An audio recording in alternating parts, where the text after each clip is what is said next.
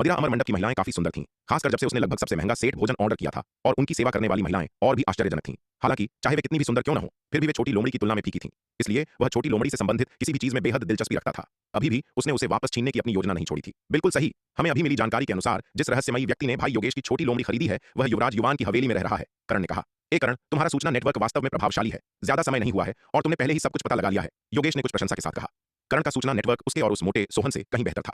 करण के दोस्तों और संपर्कों का एक विस्तृत दायरा था और जानकारी तक उसकी पहुंच पशुपालन संप्रदाय के भीतर भी किसी से कम नहीं थी। भाई योगेश, बीच में मत बोलो। करण, आगे क्या हुआ? सोहन ने करण को जवाब देने के लिए दबाव डाला। ये पर्वत सिंह इतना बेवकूफ आदमी नहीं लगता। उसे उस रहस्यमयी आदमी के हाथों बहुत नुकसान उठाना पड़ा, फिर भी उसने जाबिन को, जो उससे भी ज्यादा बेकार है, अपने लिए खड़े होने के लिए कहा।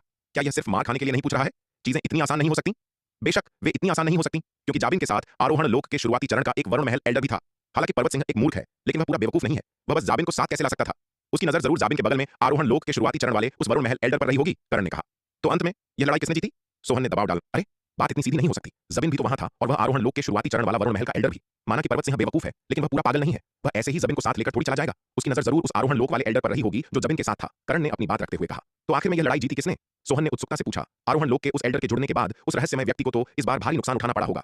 तुम गलत हो। वरुण महल का वह एल्डर जो केवल आरोहण लोक के शुरुआती चरण में था, वह तो बस एक ही बार में हार गया। करण ने उसकी ओर देखा और धीरे से कहा। क्या एक ही बार में हार गया?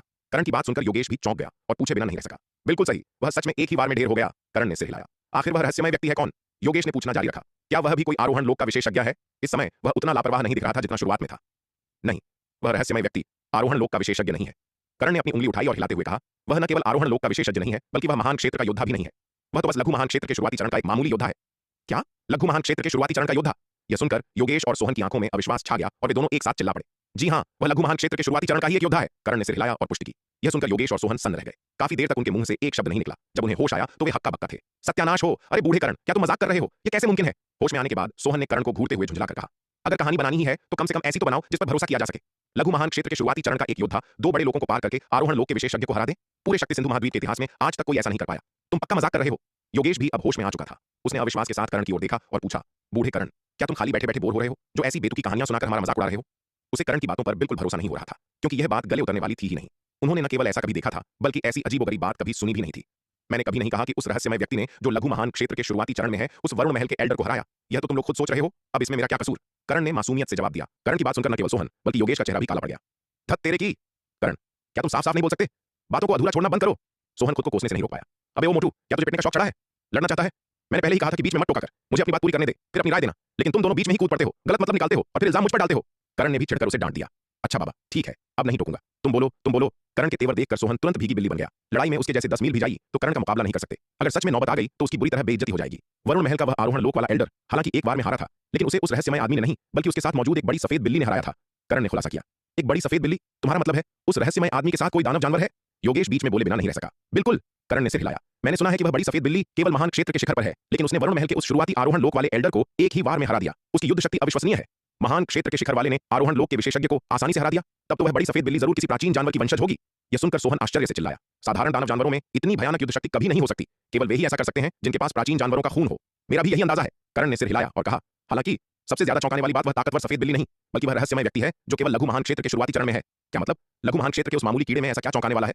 सोहन ने लापरवाही से कहा। करण, अब तुम यह मत कहना कि उस कीड़े में आरोहण लोक वाले को हराने की ताकत है। अगर तुमने फिर से मुझे बेवकूफ बनाने के लिए ऐसी बकवास की तो यकीन मानो, मैं और भाई योगेश मिलकर तुम्हारी जान ले लेंगे। इस बार मैं मजाक नहीं कर रहा। उस रहस्यमय व्यक्ति की युद्ध शक्ति वास्तव में हैरान करने वाली है। हालांकि उसके पास आरोहण लोक के विशेषज्ञ को हराने की ताकत नहीं है, लेकिन उसने जबिन को एक ही मुक्के में हरा दिया, करण ने बताया। करण, क्या यह सच है? एक मामूली लघु महान क्षेत्र का योद्धा जबिन को एक मुक्के में हरा सकता है? जबिन चाहे कितना भी बेकार क्यों न हो, वह महान क्षेत्र के शिखर पर तो है ही। सोहन ने करण की ओर देखा और शक करते हुए पूछा। बारीकियों का मुझे नहीं पता, लेकिन मुझे मिली खबर यही कहती है। करण ने कंधे उचकाए। सच कहूं तो उसे भी इस खबर पर बहुत शक था, क्योंकि यह बहुत ही अजीब था। मैं नहीं मानता, यह बहुत ही बेतुका है। सोहन ने सिर हिलाया और कहा। क्या ऐसा हो सकता है कि जबिन और वरुण महल के उस एल्डर ने किसी और से पिटने के बाद अपनी इज्जत बचाने के लिए जानबूझकर ऐसी झूठी खबर फैलाई हो?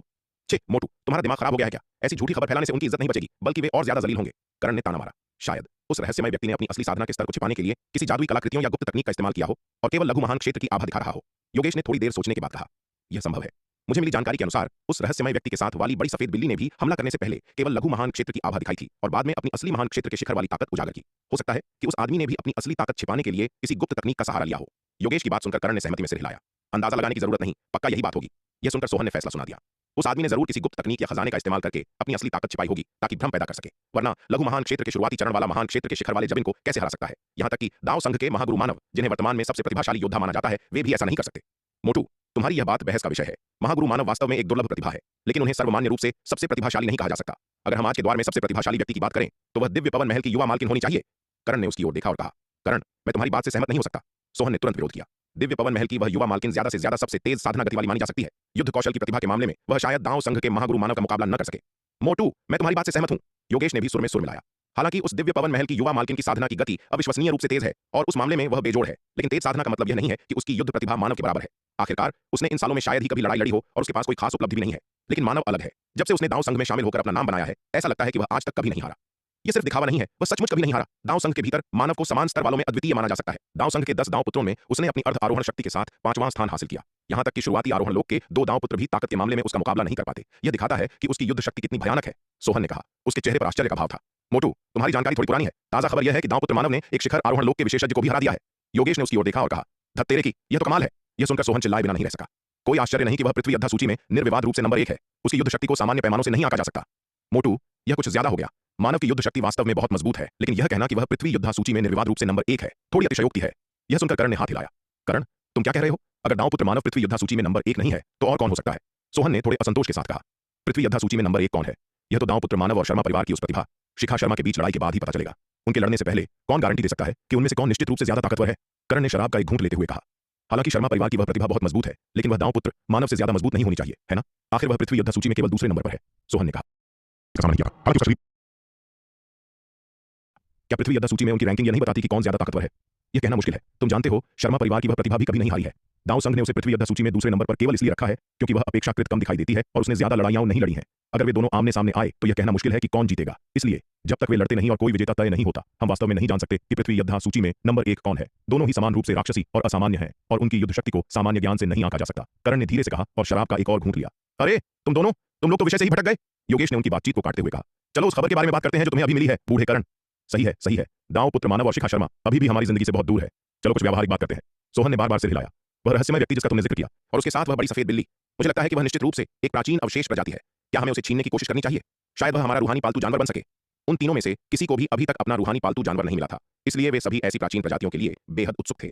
पशुपालन संप्रदाय के शिष्यों के रूप में एक बार जब वे अपने रूहानी जानवर को साध लेते तो उनकी ताकत तुरंत कई गुना बढ़ जाती। इसके अलावा अगर रूहानी जानवर का स्तर काफी ऊंचा हो तो वह साधना के दौरान उनका पूरक बन सकता है, जिससे उनका प्रशिक्षण आधे प्रयास में दोगुना प्रभावी हो जाएगा। अपने रूहानी जानवरों के महत्व के कारण ही वे उन्हें चुनते समय बेहद सतर्क रहते हैं। वे साधारण दानव जानवरों को नीची नजर से देखते हैं। वे एक साधारण जानवर से समझौता करने के बजाय अस्थायी रूप से बिना रूहानी जानवर के रहना पसंद करेंगे। इस मामले में सावधानी से विचार करने की जरूरत है। हमें जल्दबाजी में कोई कदम नहीं उठाना चाहिए। हमें पहले उस रहस्यमय व्यक्ति का विवरण पता करना होगा। उस रहस्यमय व्यक्ति और उस बड़ी सफेद बिल्ली के प्रदर्शन को देखते हुए उनकी ताकत काफी ज्यादा है। इसके अलावा हमें उनकी पृष्ठभूमि का पता लगाना होगा ताकि हम किसी मधुमक्खी के छत्ते में हाथ न डाल दें और मुसीबत मोल न ले लें। करण ने एक पल सोचकर कहा। सच कहूं तो यह कहना झूठ होगा कि वह उस बड़ी सफेद बिल्ली से ललचाया नहीं था। प्राचीन प्रजातियों के खून वाला ऐसा जानवर पशुपालन संप्रदाय के शिष्यों के लिए उच्च स्तरीय जादुई खजानों से भी ज्यादा आकर्षक था, खासकर उन शिष्यों के लिए जिन्होंने अभी तक अपने रूहानी जानवर नहीं साधे हैं। इसमें चर्चा करने जैसा क्या है? बस हमला कर दो, फिर देखेंगे कि वे किस मिट्टी के बने हैं। करण, तुम बहुत ज्यादा ही सतर्क हो, बहुत दुविधा में रहते हो। सोहन ने कुछ असंतोष जताते हुए कहा। करण की बातों में दम है। अगर मुझे मिली जानकारी सही है तो वह रहस्यमय व्यक्ति और वह बड़ी सफेद बिल्ली दोनों को कम नहीं कहा जा सकता। योगेश ने कुछ सोचने के बाद कहा। अरे तुम दोनों, क्या तुम उस बड़ी सफेद बिल्ली से डर गए जिसने वरुण महल के उस एल्डर को हराया था? सोहन ने काफी नाराजगी से कहा। तुम्हें समझना चाहिए, हम पशुपालन संप्रदाय के शिष्य हैं। अगर यह बात बाहर निकली कि हम एक दानव जानवर से डर गए तो लोग हंस कर लोटपोट हो जाएंगे। पशुपालन संप्रदाय के शिष्यों के रूप में दानव जानवरों से निपटने में उन्हें बहुत बड़ा लाभ मिलता है। अगर वह रहस्यमय व्यक्ति होता जिसने वरुण महल के एल्डर को हराया होता तो उन्हें थोड़ा डर लग सकता था, लेकिन अगर वह बड़ी सफेद बिल्ली थी तो वह उनके ध्यान देने योग्य भी नहीं थी। हमें बड़ी सफेद बिल्ली की चिंता नहीं है, बल्कि उस रहस्यमय व्यक्ति की उत्पत्ति की है, करण ने कहा। इतने शक्तिशाली रूहानी पालतू जानवर को अपने साथ रखने वाला वह रहस्यमय व्यक्ति शायद कोई साधारण व्यक्ति नहीं है। वह वास्तव में बड़ी सफेद बिल्ली की युद्ध शक्ति से नहीं डरता था। यह तो छोड़ ही दो कि पशुपालन संप्रदाय के शिष्य होने के नाते उन्हें दानव जानवरों से निपटने में पहले से ही एक बड़ा लाभ प्राप्त है। यहाँ तक कि शक्ति के सीधे मुकाबले में भी वह उस बड़ी सफेद बिल्ली से नहीं डरता था। उस बड़ी सफेद बिल्ली ने वरुण महल के एल्डर को एक ही बार में हराया था। सच कहूं तो अपनी ताकत से वह भी ऐसा कर सकता था। आखिरकार वह पर्वत सिंह जैसा बेकार योद्धा नहीं था। पृथ्वी योद्धा सूची के शीर्ष 100 विशेषज्ञ के रूप में एक साधारण शुरुआती आरोहण लोक के योद्धा को हराना उसके लिए मुश्किल नहीं था। और वरुण महल का वह एल्डर जो जमीन की रखवाली कर रहा था, युद्ध शक्ति के मामले में केवल एक औसत दर्जे का योद्धा था। आखिरकार कोई भी सच्चा आरोहण लोक विशेषज्ञ जिसका भविष्य उज्जवल हो, जब इनके अंगरक्षक के रूप में काम करने के स्तर तक नहीं गिरता। इस स्तर के योद्धा को हराना तो बच्चों का खेल है। बेशक हराना एक बात है और मारना दूसरी। अगर उस बड़ी सफेद बिल्ली ने उस एल्डर को एक ही बार में मार डाला होता तो वह निश्चित रूप से पास जाने की हिम्मत नहीं करता, क्योंकि किसी आरोहण लोक के योद्धा को हराने और उसे मारने में जमीन आसमान का फर्क है। अपनी ताकत के साथ हालांकि वह एक साधारण एल्डर को आसानी से हरा सकता था, लेकिन उसे मारना अपनी पूरी ताकत के साथ भी शायद संभव नहीं होता। केवल पृथ्वी योद्धा सूची के शीर्ष 50 में आने वाला योद्धा ही शायद ऐसा आसानी से कर सकता है। बूढ़े करण, मुझे लगता है तुम पूरी तरह से ज्यादा सोच रहे हो। अगर वह रहस्यमय व्यक्ति वास्तव में कोई बड़ा आदमी होता तो क्या उसे युवराज युवान के आवास में रहने की जरूरत पड़ती? सोहन ने ताना मारा। इसके अलावा अगर उसे सच में इतना भरोसा होता तो उसे जानबूझकर गुप्त तकनीकों का उपयोग करके अपनी असली आभा को छिपाने और रहस्य का माहौल बनाने की जरूरत नहीं पड़ती। उसकी यह चाल केवल उसके आत्मविश्वास की कमी को उजागर करती है, जो उल्टा उसी पर भारी पड़ गई। अगर वह वास्तव में कोई बड़ा आदमी होता तो क्या उसे लोगों को बेवकूफ बनाने के लिए इन फैंसी चालों का सहारा लेना पड़ता?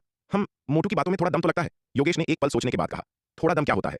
बात यही है, सोहन ने नाक सिकोड़ी। उसकी बनावटी चालें दूसरों को बेवकूफ बनाने के लिए थोड़ा काम कर सकती हैं, लेकिन अगर हम भी उसके जाल में फंस गए तो हम बहुत बड़े बेवकूफ होंगे। हम कौन हैं? पशुपालन संप्रदाय के कुलीन शिष्य। हम दांव संघ के सभी बड़े लोगों को जानते हैं, लेकिन हमने ऐसे किसी व्यक्ति के बारे में कभी नहीं सुना। मेरी राय में यह आदमी बहुत संभव है कि बस एक आवारा साधक है। उसे उस बड़ी सफेद बिल्ली का साथ मिलना शायद बस उसकी किस्मत थी। करण तुरंत उसकी बातों से प्रभावित हो गया, क्योंकि मोटू ने जो कहा वह वास्तव में बहुत तर्कसंगत था। दांव संघ में बहुत कम ऐसे बड़े लोग थे जिन्हें वे नहीं जानते थे। दिव्य विकास लोक से ऊपर वालों की तो बात ही छोड़ो, वे उन सभी शक्तिशाली हस्तियों को जानते थे जिनकी थोड़ी भी प्रतिष्ठा थी। और जो आरोहण लोक से नीचे थे और पृथ्वी योद्धा सूची में थे, वे तो उन्हें और भी अच्छी तरह जानते थे। लेकिन ऐसा लगता था कि पृथ्वी योद्धा सूची में वास्तव में ऐसा कोई व्यक्ति नहीं था। अरे, हिचकिचाना बंद करो, इतना बड़ा मौका तुम्हारे सामने है, क्या तुम सच में इसे ऐसे ही जाने देना चाहते हो? सोहन ने अधीर होकर कहा, जब उसने करण और योगेश को अभी भी हिचकिचाते देखा। अगर तुम यह सौदा नहीं करने वाले हो तो मैं किसी और को ढूंढ लूंगा। आखिरकार वह बड़ी सफेद बिल्ली काफी शक्तिशाली थी। अगर करण और योगेश ने साथ काम नहीं किया तो वह अकेले जाकर उसे वश में करने की हिम्मत नहीं करेगा। इसलिए इस काम को करने के लिए उन तीनों को मिलकर काम करना था, तभी कोई उम्मीद थी। मोटू, गड़बड़ करने की जरूरत भी मत करना। अगर तुमने इस जानकारी को लीक करने की हिम्मत की तो यकीन मानो मैं तुम्हें मार डालूंगा। करण ने उसे घूरा और गुस्से से कहा। अगर मोटू ने यह खबर पशुपालन संप्रदाय में फैला दी तो संप्रदाय के बहुत सारे शिष्य निश्चित रूप से इस सौदे को करने आ जाएंगे। यहाँ तक कि संप्रदाय के एल्डर भी मजे लेने आ सकते हैं। आखिरकार प्राचीन प्रजातियों के खून वाले दानव जानवर से तो एल्डर भी ललचा जाएंगे। अगर बात बाहर निकली तो उनके पास कोई मौका नहीं होगा। तुम लोग करने की हिम्मत नहीं कर रहे और मैं किसी और को ढूंढ भी नहीं सकता, सोहन ने कुछ गुस्से से कहा। किसने कहा कि हम नहीं कर रहे? हमें बस कदम उठाने से पहले चीजों को अच्छी तरह सोचना होगा। क्या तुम्हें लगता है कि हर कोई तुम्हारे जैसा लापरवाह है? करण ने उसे घूरा और चिढ़कर कहा। इसमें सोचने वाली क्या बात है? चलो देर न करें, अभी निकलते हैं। यह सुनकर सोहन तुरंत अपनी सीट से खड़ा हो गया। सत्यानाश हो मोटू, इतनी जल्दी क्या है? करण ने कहा। वह बेहद नाराज था। दिन के उजाले में सबकी नजरों के सामने ऐसा कुछ करना बहुत ज्यादा खुलापन है। करण सही कह रहा है, अभी कार्रवाई करना अनुचित है। चलो रात होने का इंतजार करते हैं। वह जगह आखिरकार युमेश राजवंश के दूसरे राजकुमार का निवास है। अगर हम दिन के उजाले में खुलेआम हमला करते हैं तो यह युमेश राजवंश का बहुत अपमान होगा। कौन जानता है वे हस्तक्षेप कर सकते हैं। केवल रात में चुपचाप कार्रवाई करने से ही युमेश राजवंश, भले ही उन्हें पता चल जाए, शायद नजरअंदाज कर दे। योगेश ने सहमति में सिर हिलाया। ठीक है, रात तक इंतजार करते हैं। योगेश की राय देखकर सोहन के पास हार मानने के अलावा कोई चारा नहीं था। तीनों मदिरा अमर मंडप में शराब पीते और मजे करते रहे, चुपचाप रात होने का इंतजार करते रहे। युमेश शाही शहर, दूसरे राजकुमार युवराज युवान का निवास। अनंत परम मीनार के दूसरे स्तर के भीतर एक कान फोड़ देने वाली गर्जना हुई जब विराट से एक अतुलनीय शक्तिशाली आभा निकली। इस भयानक आभा ने एक बेहद शक्तिशाली ऊर्जा लहर को उकसाया जो ज्वार की तरह बाहर की ओर बह निकली। नीलिमा, जो पास में आंखें बंद करके साधना कर रही थी, इस शक्तिशाली ऊर्जा लहर के प्रभाव से तुरंत सैकड़ों हजारों मील दूर जा गिरी। विराट, तुमने हद कर दी, तुम फिर से मुझे परेशान कर रहे हो। नीलिमा उड़कर आई, विराट को घूरते हुए और गुस्से से हाँफने लगी। अच्छा बाबा पगली चिड़िया, मैंने जानबूझकर नहीं किया, क्यों चिल्ला रही हो? विराट ने उसकी ओर देखा, उसके माथे पर हल्की चपत लगाई और चिढ़कर कहा। पिछले कुछ वर्षों में उसकी नींव बहुत गहरी हो गई थी। अभी अपनी साधना के दौरान वह खुद को नियंत्रित नहीं कर सका और आखिरकार लघु महान क्षेत्र के मध्य चरण में प्रवेश कर गया। विराट, तुमने यह जानबूझकर किया? नीलिमा ने अपने पंख छाती पर बांध लिए, विराट के सामने मंडराते हुए अपना सिर दूसरी तरफ घुमाया और गुस्से से कहा। ठीक है, मैंने जानबूझकर किया तो तुम क्या चाहती हो? विराट ने उस मूर्ख छोटी चिड़िया की ओर देखा और चिढ़कर कहा। विराट, तुम निर्दयी कमीने, तुमने मुझे तंग किया। विराट की बात सुनकर नीलिमा की आंखें तुरंत लाल हो गईं, उसकी चोंच लटक गई और उसने दयनीयता से कहा, मैं जाकर चंपा दीदी को बताऊंगी। इसके साथ ही नीलिमा अनंत परम मीनार से बाहर उड़ गई। वास्तव में चंपा को शिकायत करने जा रही थी। विराट इस दृश्य पर अवाक रह गया। यह मूर्ख छोटी चिड़िया वास्तव में और अधिक ड्रामेबाज होती जा रही थी। हालांकि विराट उस पर ध्यान देने के लिए बहुत आलसी था। भले ही वह चंपा के पास शिकायत करने गई हो, वह क्या कर सकती थी? तुम्हें पता है, वह छोटी लड़की चंपा ही थी जो उसका सबसे ज्यादा पक्ष लेती थी, और वह इस मूर्ख छोटी चिड़िया की तरह व्यवहार नहीं करेगी। विराट ने अपनी मुट्ठी भींची, अपने भीतर की शक्ति को कई गुना बढ़ते हुए महसूस किया। अपने साधना क्षेत्र में हर सफलता के साथ उसके शरीर के हर पहलू में व्यापक सुधार हुआ। अब उसकी शारीरिक शक्ति आधिकारिक तौर पर अर्धचरण 9वीं श्रेणी के जादुई हथियार के बराबर थी और उसकी आध्यात्मिक शक्ति पूरी तरह से एक सामान्य शुरुआती आरोहण लोक विशेषज्ञ के स्तर तक पहुंच गई थी। विराट ने अपने असली तत्व को घुमाया, एक मुट्ठी की मुद्रा बनाई और युद्ध ड्रैगन मुट्ठी को खोलते हुए एक मुक्का मारा। रॉर! एक उमड़ती हुई लगभग ठोस शक्तिशाली मुट्ठी का संकल्प तुरंत एक जीवित तराशे हुए ड्रैगन के साए में बदल गया, जो उसके चारों ओर घूमने लगा। लघु महान क्षेत्र के मध्य चरण में प्रवेश करने के बाद युद्ध ड्रैगन मुट्ठी के 15वें रूप को निष्पादित करना आसान था। अपने चारों ओर भारी मुट्ठी के संकल्प को महसूस करते हुए विराट ने अचानक अपनी मुद्रा बदल दी और युद्ध ड्रैगन मुट्ठी के 16वें रूप को खोल दिया। धड़ाम! मुद्रा में बदलाव के साथ तराशा हुआ ड्रैगन साया अचानक बड़ा हो गया, प्राचीन जंगल की एक भयानक आभा बिखेरते हुए, जैसे कोई विशाल प्राचीन जानवर धीरे धीरे जाग रहा हो। ड्रैगन के आकार के साए की आंखों से भी असीम दबाव निकल रहा था, जैसे स्वर्ग की शक्ति एक अतुलनीय भयानक दमन का एहसास कराती हुई। जैसे ही विराट युद्ध ड्रैगन मुट्ठी का अभ्यास कर रहा था, एक हरी परछाई चमकी और नीलिमा बाहर से अनंत परम मीनार में भागती हुई आई। विराट, विराट, कुछ बुरा हुआ है, नीलिमा ने अंदर उड़ते ही चिल्लाकर कहा। पगली छोटी चिड़िया, अब तुम्हें क्या हुआ? विराट ने यह देखकर अवाक होकर कहा। उसने तुरंत अपनी मुट्ठी की मुद्रा वापस ले ली और उसके चारों ओर का अतुलनीय शक्तिशाली मुट्ठी संकल्प तुरंत ज्वार की तरह पीछे हट गया। विराट, लगता है कोई तुम्हारे लिए मुसीबत खड़ी करने आया है। नीलिमा ने विराट के सामने उड़ते हुए बोलते समय अपने पंख फड़फड़ाए। कौन? विराट यह सुनकर चौंक गया और पूछा, क्या यह फिर से वरुण महल का कोई व्यक्ति हो सकता है? मुझे नहीं पता, लेकिन उस व्यक्ति की आभा मुझे बहुत परेशान करने वाली लग रही है, नीलिमा ने कहा। जैसे ही वह अनंत परम मीनार से बाहर उड़ी, चंपा से शिकायत करने का इरादा रखते हुए उसे किसी के आने का आभास हुआ, इसलिए वह जल्दी से विराट को रिपोर्ट करने के लिए वापस उड़ आई। यह सुनकर विराट की आंखों में एक विचारशील भाव आ गया। उसने अपना हाथ हिलाया और कहा, चलो बाहर चलकर देखते हैं कि ये चूहे क्या कर रहे हैं। इसके साथ ही विराट अनंत परम मीनार से दूर चमक गया। नीलिमा पीछे पीछे आई, अपने पंख फड़फड़ाते हुए बाहर उड़ गई। विराट ने लापरवाही से अनंत परम मीनार को रख लिया। उसे पहले ही 3 छिपी हुई आभाओं का आभास हो गया था, जो युवराज युवान के निवास में घुसपैठ कर रही थीं, चुपके से उसके आंगन के पास आ रही थीं। ये 3 आभाएं स्पष्ट रूप से अपनी उपस्थिति को छिपाने के लिए किसी प्रकार की गुप्त तकनीक का उपयोग कर रही थीं। उनसे निकलने वाली तरंगें धुंधली और अस्पष्ट थीं। यदि विराट अभी अभी लघु महान क्षेत्र के मध्य चरण में नहीं पहुंचा होता, अपनी ताकत को बहुत बढ़ा लिया होता, और यदि उसकी दिव्य आत्मा की शक्ति शुरुआती आरोहण लोक विशेषज्ञ के बराबर नहीं होती, तो शायद वह इन 3 आभाओं को आते हुए महसूस नहीं कर पाता। युवराज युवान और कुंवर चंद्रभान पूरी तरह से अनजान थे कि किसी ने उनके निवास में घुसपैठ की है। यह देखकर विराट की आंखें थोड़ी सिकुड़ गईं। ये तीनों काफी असामान्य लग रहे थे। बॉस, तुम बाहर क्यों आए? ये तीन मात्र अर्ध आरोहण लोक के बदमाश मेरे लिए कुछ भी नहीं है। यह मूर्ख छोटी चिड़िया इतनी छोटी सी बात पर हंगामा कर रही है, शार्दुल ने पास आते हुए कहा। नीलिमा उन तीन आभाओं को आते हुए महसूस कर सकती थी और वे भी कर सकते थे। हालांकि उन्होंने उन्हें गंभीरता से नहीं लिया, यहां तक कि वरुण महल के शुरुआती आरोहण लोक एल्डर को भी उसने एक ही वार में हरा दिया था। कुछ मात्र अर्ध आरोहण लोक योद्धा पूरी तरह से तुच्छ थे। शार्दुल, लापरवाह मत बनो। नवागंतुक दिखने में जितने हैं उससे कहीं अधिक जटिल लग रहे हैं। विराट ने उसके सिर को थपथपाया। युवा मालिक, क्या और दुश्मन आ रहे हैं? इस समय चंपा मोहिनी के साथ भी दौड़कर आई और विराट से पूछा। ताकत के मामले में चंपा शार्दुल और नीलिमा से कम नहीं थी। शार्दुल और नीलिमा जिस हलचल को महसूस कर सकते थे वह स्वाभाविक रूप से उसकी नजर से नहीं बच सकती थी। वे शायद हमारे लिए आ रहे हैं। विराट ने सिर हिलाया और कहा। हालांकि चंपा, इसमें शामिल मत होना, कहीं तुम्हारी पहचान उजागर न हो जाए। मैं इसे संभाल लूंगा। ठीक है युवा मालिक। ये सुनकर चंपा ने आज्ञाकारी रूप से सिर हिलाया। उसे नहीं लगा कि तीन मात्र अर्धारोहण लोक के योद्धा कोई वास्तविक परेशानी पैदा कर सकते हैं। ये तो छोड़ ही दो कि युवा मालिक के पास शार्दुल और नीलिमा जैसे विशेषज्ञ थे। अगर युवा मालिक अकेले भी तीन अर्धारोहण लोक योद्धाओं का सामना करते तो वे इसे आसानी से संभाल सकते थे। तुम तीनों, चूंकि तुम यहां हो तो सामने आ जाओ, विराट ने शांति से कहा, हवेली के भीतर एक निश्चित दिशा में देखते हुए। ऐसा चोरों जैसा और गुप्त व्यवहार, क्या तुम कोई ऐसे बदमाश हो जो दिन का उजाला बर्दाश्त नहीं कर सकते? हा, महाशय वास्तव में कुशल हैं। हम इतने सावधान थे, फिर भी आप हमें खोजने में कामयाब रहे। रात के आसमान में अचानक एक जोरदार हंसी गूंज उठी। तुरंत बाद तीन आकृतियां चमकीं और विराट के आंगन में दिखाई दी। इन तीनों आकृतियों के चेहरे देखते ही मोहिनी का चेहरा पीला पड़ गया। वह पूरी तरह कांपने लगी। उसके हाथ चंपा की आस्तीन को कसकर पकड़े हुए थे। छोटी लोमड़ी, क्या हुआ? चंपा ने कुछ हैरान होकर पूछा। दीदी, वे वे वे वही थे जिन्होंने मुझे पकड़ा था और नीलाम करने के लिए काला बाजार ले गए थे, मोहिनी ने कहा। उसकी आवाज कांप रही थी। उन तीनों ने उसके मन में जो डर पैदा किया था वह उसके रोम रोम में बसा हुआ था। अगर वे राख भी बन जाते तो भी वह उनके चेहरों को पहचान लेती। यह सुनकर चंपा अवाक रह गई। उसने लोमड़ी लड़की की ओर देखा और पूछा, क्या वे वही थे जिन्होंने तुम्हें काला बाजार में नीलामी के लिए रखा था? हाँ, ये वही है, मोहिनी ने बार बार सिर हिलाया। आंगन में दिखाई देने वाले तीन लोग सोहन, योगेश और करण थे, पशुपालन संप्रदाय के तीन शिष्य। अरे बच्चे, ये छोटी लोमड़ी कैसी है? सोहन ने मोहिनी की ओर देखा और मुस्कुराते हुए विराट से कहा। तुम यहाँ इस छोटी लोमड़ी के लिए आए हो? विराट ने उनकी ओर देखा और शांति से पूछा। नहीं, तुम गलत समझ रहे हो। हम सिर्फ इस छोटी लोमड़ी के लिए यहाँ नहीं है। सोहन ने हाथ हिलाया और कहा। ओह, तो तुम लोग यहाँ किस लिए आए हो? विराट ने शांत मुस्कान के साथ पूछा। हम इस बड़ी सफेद बिल्ली के लिए यहाँ हैं। सोहन ने विराट के पास खड़े शार्दुल की ओर इशारा किया और कहा, बच्चे, हमें यह बड़ी सफेद बिल्ली चाहिए। अगर तुम अपनी भलाई जानते हो तो इसे हमें सौंप दो। ओह, और ये छोटी लड़की और ये छोटी लोमड़ी, हम इन्हें भी ले जा रहे हैं, सोहन ने कहा। फिर चंपा और लोमड़ी लड़की की ओर इशारा किया। तुम लोगों की भूख तो काफी बड़ी है। ये सुनकर विराट हंसा। ठीक है मोटू, बकवास बंद करो। इस समय करण अचानक बोला, महाशय, यहाँ आने का हमारा कोई और इरादा नहीं है। हमने अभी सुना है कि आपकी बड़ी सफेद बिल्ली काफी असाधारण है। हम पशुपालन संप्रदाय के शिष्य हैं और ऐसे असाधारण जानवर हमारे लिए बहुत महत्व रखते हैं। यदि आप इसे देने के लिए तैयार हैं तो हम न केवल आपको नुकसान नहीं पहुंचाएंगे बल्कि हम आपको बहुत अच्छा इनाम भी देंगे। इसके अलावा हम आज आपके एहसान को याद रखेंगे। करण ने हाथ जोड़कर विराट से कहा। वह तुरंत विराट से भिड़ना नहीं चाहता था। नीले वस्त्रों वाला यह युवक रहस्यमय और अप्रत्याशित था। वे उसकी असली पृष्ठभूमि के बारे में बहुत कम जानते थे। हालांकि करण को भरोसा था कि वह उसे वश में कर सकता है, लेकिन वह किसी भी अप्रत्याशित जटिलता को रोकने के लिए संघर्ष से बचना पसंद करता था। तभी युवराज युवान और कुंवर चंद्रभान आ गए। हंगामा आखिरकार युवराज युवान और कुंवर चंद्रभान को सचेत कर गया जब सोहन, योगेश और करण दिखाई दिए। साथी दांववादी करण, साथी दांववादी योगेश, साथी दांववादी सोहन, तुम लोग क्या करने की कोशिश कर रहे हो रात के सन्नाटे में मेरे निवास में घुसकर? युवराज युवान विराट के पास उड़कर आया। तीनों पर एक नजर डाली और उसका चेहरा बदलते ही उसने उनसे सवाल किया। युवान, क्या तुम इन्हें जानते हो? विराट ने युवराज युवान की ओर मुड़कर पूछा।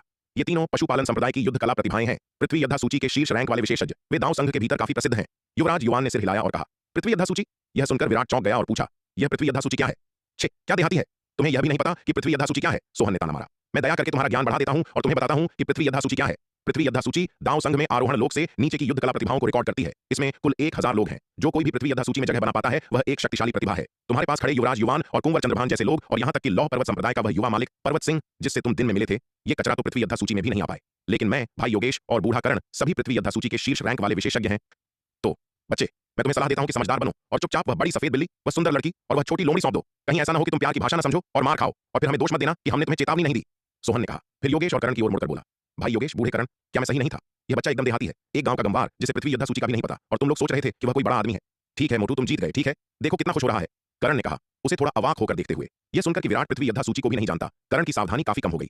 इस नजरिए से विराट निश्चित रूप से कोई महत्वपूर्ण व्यक्ति नहीं था और शायद किसी अच्छे संप्रदाय से भी नहीं था, अन्यथा वह पृथ्वी योद्धा सूची के बारे में इतना अज्ञानी नहीं होता। थोड़े से भी ज्ञान वाला कोई भी संप्रदाय निश्चित रूप से इतनी स्पष्ट बात जानता होगा। यह बच्चा शायद बस एक भाग्यशाली आवारा साधक है जिसे कोई बड़ा मौका मिल गया। यही कारण है कि वह इस बिंदु तक पहुंचा है। युवराज युवान और कुंवर चंद्रभान भी हैरान थे कि विराट को पृथ्वी योद्धा सूची के बारे में भी नहीं पता था। मध्य महाद्वीप में कोई भी योद्धा जिसकी साधना महान क्षेत्र के शिखर या उससे ऊपर पहुंच गई है, उसने पृथ्वी योद्धा सूची के बारे में सुना है। हालांकि विराट की साधना केवल लघु महान क्षेत्र के शुरुआती चरण में है। ओह, ऐसा लगता है कि उसने अब मध्य चरण में प्रवेश कर लिया है। उसकी युद्ध शक्ति औसत महान क्षेत्र के शिखर वाले योद्धा से कहीं अधिक है। इसके अलावा वह दिव्य पवन महल का युवा मालिक है। उसकी पृष्ठभूमि बेहद शानदार होनी चाहिए। लेकिन युवराज युवान और कुंवर चंद्रभान को यह उम्मीद नहीं थी कि विराट पृथ्वी योद्धा सूची जैसी साधारण चीज से पूरी तरह अनजान होगा। बॉस, ये कमीने बहुत ज्यादा घमंडी हैं, मैं बर्दाश्त नहीं कर सकता। सोहन की अविश्वसनीय रूप से अहंकारी बातें सुनकर शार्दुल गुस्से से अकबबूला हो गया। आप चाहते हैं कि मैं कार्रवाई करूं? मैं इन कुत्तों को मार डालूंगा। बड़ी सफेद बिल्ली, तुम इतनी उग्र क्यों हो रही हो? हम तुम्हारी भलाई के लिए यहाँ हैं। अगर तुम हमारे साथ चलोगे तो तुम विलासिता का जीवन जियोगे। इन देहातियों के साथ रहने से 100 गुना बेहतर। ध्यान से सोचो, इन देहातियों के साथ रहने का कोई भविष्य नहीं है। सोहन ने शार्दुल को लुभाने की कोशिश करते हुए कहा। भाड़ में जा, कचरे के ढेर, तू किसे बेवकूफ बनाने की कोशिश कर रहा है? क्या तुझे लगता है कि मैं 3 साल का बच्चा हूं या कोई बेवकूफ? तुम कचरा मेरे बॉस के पैर के अंगूठे के बराबर भी नहीं हो। शार्दुल ने सोहन को घूरा, गुस्से से बोलते हुए। शार्दुल के शब्द सुनकर सोहन, योगेश और करण के चेहरे काले पड़ गए। पशुपालन संप्रदाय के कुलीन शिष्यों और पृथ्वी योद्धा सूची के शीर्ष विशेषज्ञों के रूप में उन्होंने कभी ऐसा अपमान नहीं सहा था। यह जानकर कि विराट कोई शक्तिशाली व्यक्ति नहीं था, तीनों ने बहुत पहले ही अपनी हिचकिचाहट छोड़ दी थी। महाशय, मैं आपसे आखिरी बार पूछ रहा हूं, क्या आप मुझे यह बड़ी सफेद बिल्ली देंगे या नहीं? योगेश का भी धैर्य खत्म हो चुका था। उसने विराट की ओर देखा और ठंडे स्वर में पूछा, उन्हें बिना किसी पृष्ठभूमि वाले आवारा साधक के साथ इतना विनम्र क्यों होना चाहिए? योगेश, तुम क्या करने की कोशिश कर रहे हो? ये मेरा निवास है, कोई मुसीबत मत खड़ी करो। यह सुनकर युवराज युवान तुरंत बोला, युवान, मैं तुम्हें सलाह देता हूं कि तुम अपने काम से काम रखो, वरना अगर तुमने मुझे गुस्सा दिलाया तो मैं तुम्हें भी मार डालूंगा। सोहन ने युवराज युवान की ओर देखा और ठंडे स्वर में पुकारा, युवराज युवान, कुंवर चंद्रभान, आज इस मामले में दखल मत दो। मैं वास्तव में देखना चाहूंगा कि पृथ्वी योद्धा सूची के ये विशेषज्ञ किस तरह के लोग हैं। विराट ने हाथ हिलाया और कहा, युवा मालिक, लापरवाह मत होइए। कर्ण पृथ्वी योद्धा सूची में शीर्ष 100 विशेषज्ञों में से एक है। ताकत के मामले में वह दिन वाले वरुण महल के उस शुरुआती आरोहण लोक एल्डर से बहुत ज्यादा मजबूत है। युवराज युवान ने उसे याद दिलाया। ओह, इतना मजबूत? विराट ने बड़ी दिलचस्पी से पूछा। तो उसके और वैदेही के बीच कौन ज्यादा ताकतवर है? युवा मालिक मजाक कर रहे हैं। साध्वी वैदेही पृथ्वी योद्धा सूची में 30वें स्थान पर काबिज एक महाशक्ति है। कई मध्यचरण आरोहण लोक विशेषज्ञ साध्वी वैदेही का मुकाबला नहीं कर सकते। हालांकि कर्ण मजबूत है, फिर भी वह साध्वी वैदेही से थोड़ा कमतर है। युवराज युवान ने कहा, हाँ, मुझे लगा कि वह वास्तव में इतना मजबूत है। पता चला कि वह वैदेही से तुलना भी नहीं कर सकता। ठीक है, आप सभी एक तरफ हट जाइए। युवान, अपने निवास के रक्षात्मक व्यूह को सक्रिय कर दो ताकि लड़ाई दूसरों को प्रभावित न करे। विराट ने कहा, यदि विरोधी के पास वैदेही की ताकत होती तो यह थोड़ा परेशानी भरा हो सकता था। यहां तक कि विराट को भी वैदेही की ताकत की तारीफ करनी पड़ी थी। भले ही उसने अब लघु महान क्षेत्र के मध्य चरण में प्रवेश कर लिया था, वह शायद वैदेही जैसे मास्टर के खिलाफ 3 चालें भी नहीं झेल पाता। हालांकि चूंकि विरोधी की ताकत वैदेही से कम थी, इसलिए डरने की कोई बात नहीं थी। हाँ, इस देहाती में काफी हिम्मत है, सोच रहा है कि वह वैदेही का नाम लेकर हमें डरा सकता है। देहाती, तुम बहुत भोले हो। विराट के शब्द सुनकर सोहन ने ताना मारा, चूंकि तुम इतने अहंकारी हो तो मुझे तुम्हारी ताकत पर रखने दो। इसके साथ ही सोहन आगे बढ़ा और विराट पर झपट पड़ा, उस पर एक मुक्का मारा। सोहन के मुक्के का सामना करते हुए विराट न तो हटा और न ही बचा, बल्कि सोहन के मुक्के का सामना सीधे अपने मुक्के से किया। बूम! दोनों मुट्ठियां टकराईं और तुरंत एक कान फोड़ देने वाली गर्जना हुई। भयानक ऊर्जा की लहरें चारों दिशाओं में फैल गईं। हालांकि युमेश शाही शहर में कई व्यूहों के कारण स्वर्ग और पृथ्वी का दबाव बहुत भारी था और स्थान बेहद स्थिर था, फिर भी दोनों के बीच की टक्कर ने काफी विनाश किया। यह देखकर युवराज युवान ने जल्दी से हवेली के भीतर रक्षात्मक व्यूह को सक्रिय कर दिया ताकि लड़ाई अंदर के अन्य लोगों को प्रभावित न करे। मुट्ठियों की इस भिड़ंत के साथ विराट और सोहन दोनों दर्जनों फीट पीछे उड़ गए। यह मुकाबला स्पष्ट रूप से बराबरी का था, किसी को भी बढ़त नहीं मिली। बच्चे, मुझे नहीं पता था कि तुम इतने मजबूत हो, सोहन ने कहा, कुछ आश्चर्य के साथ विराट की ओर देखते हुए। हालांकि अपनी असली साधना आभा को छिपाने के लिए एक गुप्त तकनीक का उपयोग करना, केवल एक मध्य चरण लघु महान क्षेत्र की साधना प्रदर्शित करना, ये धोखेबाजी की चालें खेलना, तुम किसे डराने की कोशिश कर रहे हो? अब भी उसका मानना था कि विराट द्वारा प्रदर्शित साधना आभा किसी गुप्त तकनीक या खजाने द्वारा बदली गई थी, न कि विराट का असली साधना स्तर। यह सोचना कि एकमात्र मध्य चरण लघु महान क्षेत्र का साधक उसका एक शीर्ष रैंक वाले विशेषज्ञ का मुकाबला कर सकता है, एक मजाक था। हालांकि वह पृथ्वी योद्धा सूची में सबसे नीचे 997वें स्थान पर था। कर्ण जैसे महाशक्तियों से बहुत नीचे जो शीर्ष 100 में थे, फिर भी सबसे नीचे होने पर भी वह पृथ्वी योद्धा सूची का एक महाशक्ति था जो साधारण अर्ध आरोहण लोक योद्धाओं की पहुंच से बहुत दूर था। विराट को यह मनोरंजक लगा। हालांकि उसके पास अपनी साधना आभा को बदलने की विधि थी, लेकिन उसने अभी वास्तव में ऐसी किसी तकनीक का उपयोग नहीं किया था। हालांकि वह समझाने के लिए बहुत आलसी था। अगर उस मोटू को ऐसा सोचना पसंद था तो उसे ऐसा सोचने दो। इस मोटू की ताकत वास्तव में काफी भयानक थी, युवराज युवान और कुंवर चंद्रभान से कहीं अधिक। लेकिन वैदेही जैसे महाशक्तियों की तुलना में वह अभी भी बहुत कमतर था। वैदेही की तो बात ही छोड़ो, वरुण महल के ब्रजेश और दिव्य पवन महल की उर्मिला की तुलना में भी काफी अंतर था। उस लिहाज से ब्रजेश और उर्मिला को भी पृथ्वी योद्धा सूची के महाशक्ति माना जा सकता था। आरोहण लोक में प्रवेश करने से पहले लक्ष्य और जितेन शायद काफी अच्छी रैंक पर रहे होंगे। इस मोटू की ताकत के साथ अगर मैंने लघु महान क्षेत्र के मध्य चरण में प्रवेश नहीं किया होता तो शायद मैं उसका मुकाबला नहीं कर पाता। हालांकि बच्चे, वह तो बस एक परीक्षण था। अगर तुम सचमुच सोचते हो कि तुम अपनी ताकत से मेरा मुकाबला कर सकते हो तो तुम बहुत भोले हो। अब मैं तुम्हें अपनी असली काबिलियत दिखाऊंगा, सोहन ने कहा। उसकी आकृति चमकी और वह फिर से विराट पर झपट पड़ा। बूम! मोटू ने विराट पर मुक्का मारा। उसका विशाल मुट्ठी संकल्प एक विशाल शेर में बदल गया। मुट्ठी के संकल्प से बना यह शेर एक अत्यंत भयानक जंगली आभा बिखेर रहा था। इस आभा का दबाव ही अविश्वसनीय रूप से डरावना था। दिलचस्प, ये देखकर विराट हंसा। मोटू, आज मैं तुम्हें दिखाऊंगा कि सच्चा मुट्ठी संकल्प क्या होता है।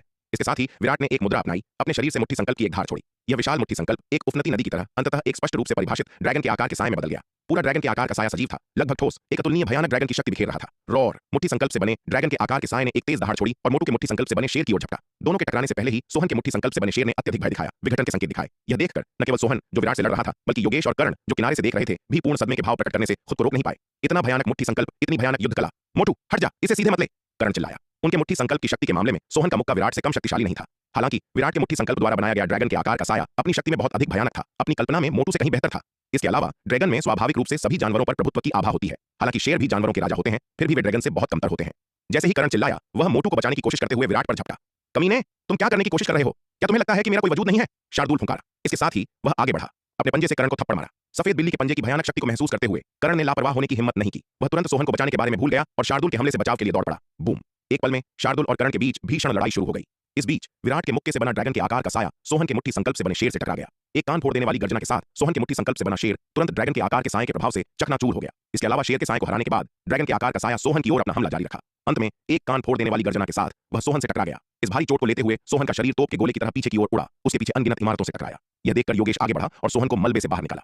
मोटू, क्या तुम ठीक हो? योगेश ने पूछा। खांस खांस, मैं अभी मरा नहीं हूं। सोहन दर्द से खांसा, उसके मुंह से खून बह निकला। सत्यानाश हो, मैं लापरवाह था, इस बच्चे में कुछ तो दम है। सोहन ने अपनी छाती को रगड़ा, अपनी टूटी हुई पसलियों को सेट किया। उस मुक्के ने उसे विराट के हाथों बुरी तरह घायल कर दिया था, लेकिन ऐसा इसलिए नहीं था क्योंकि उसकी ताकत विराट से कम थी, बल्कि इसलिए था क्योंकि विराट की युद्ध कला शैली ने उसकी अपनी मुट्ठी तकनीक को प्रभावी ढंग से दबा दिया था। अगर उसे पहले पता होता कि विराट की मुट्ठी तकनीक इतना आश्चर्यजनक ड्रैगन साया बना सकती है, तो वह कभी उस तकनीक का उपयोग नहीं करता। यदि दोनों पक्ष वास्तव में अपनी पूरी ताकत से लड़ते तो परिणाम अनिश्चित होता। तुम थोड़ी देर आराम करो, बाकी मुझ पर और बूढ़े करण पर छोड़ दो, योगेश ने कहा।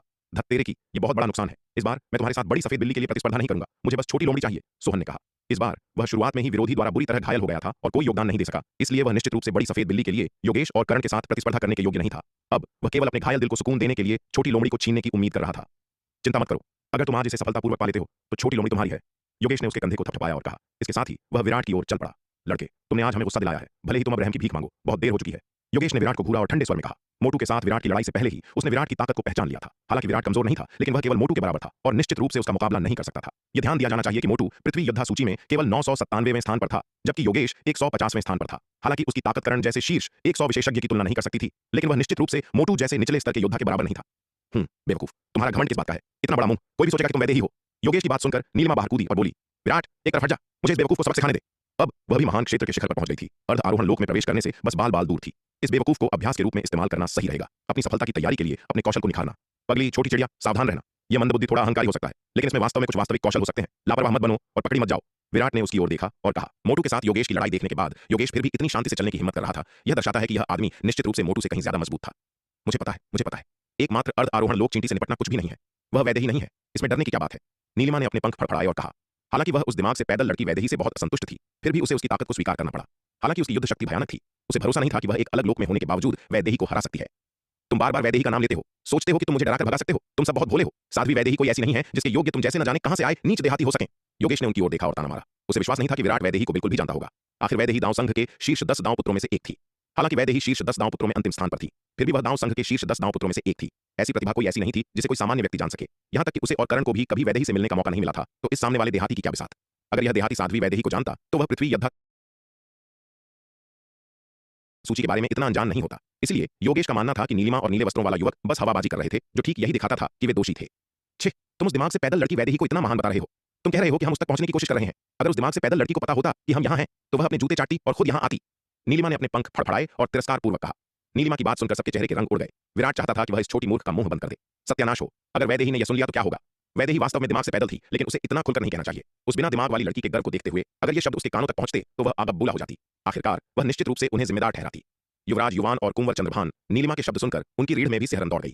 हालांकि विराट की पृष्ठभूमि शक्तिशाली हो सकती है, लेकिन वह साध्वी वैदेही कोई ऐसी नहीं थी जिसे आसानी से लिया जा सके। अगर उसने ये शब्द सुने और हिसाब बराबर करने आई तो परिणाम करण और उसके साथियों के आने से कहीं ज्यादा गंभीर होंगे। कितने अज्ञानी और नीच देहाती बकवास करने के लिए वे साध्वी वैदेही का इस तरह अपमान और बदनामी करने की भी हिम्मत करते हैं। योगेश ने एक व्यंग्य के साथ कहा। अगर ये शब्द साध्वी वैदेही के कानों तक पहुंचते हैं तो तुम्हें पता भी नहीं चलेगा कि तुम कैसे मरे। अबे ओ उल्लू के पट्टे, तू लड़ेगा या नहीं? नीलिमा ने अधीरता से अपने पंख लहराए। अगर तुझे नहीं लड़ना है तो दफा हो जा। एक औरत की तरह बड़बड़ाना बंद कर, कितना बेकार है। वैदेही तुझसे बहुत ज्यादा निर्णायक है। नीलिमा को योगेश की बातों की बिल्कुल परवाह नहीं थी। हालांकि वैदेही दिमाग से पैदल थी, लेकिन वह ऐसी नहीं थी जो अंधाधुंध निर्दोष लोगों को मार डाले। इन कचरों के विपरीत जो कुछ भी अच्छा पाते ही चोरी करने आ जाते थे। भले ही वैदेही ने सुन लिया कि उसने क्या कहा, वह क्या कर सकती थी? वह दिमाग से पैदल लड़की अंत में केवल विराट के साथ हिसाब बराबर करती। उसका इससे क्या लेना देना? यह सुनकर योगेश का चेहरा काला पड़ गया। यह मनहूस गंदी चिड़िया मुझे हर बार बेवकूफ और मंदबुद्धि कहती है। मेरा योगेश का पहले कभी इस तरह अपमान नहीं हुआ। यह बस असहनीय है, योगेश ने ठंडे स्वर में कहा। इसके साथ ही उसने अपना हाथ खोला और उसकी हथेली में एक निम्न श्रेणी की 9वीं रैंक की लंबी तलवार दिखाई दी। यह निम्न श्रेणी की 9वीं रैंक की लंबी तलवार केवल इस छोटी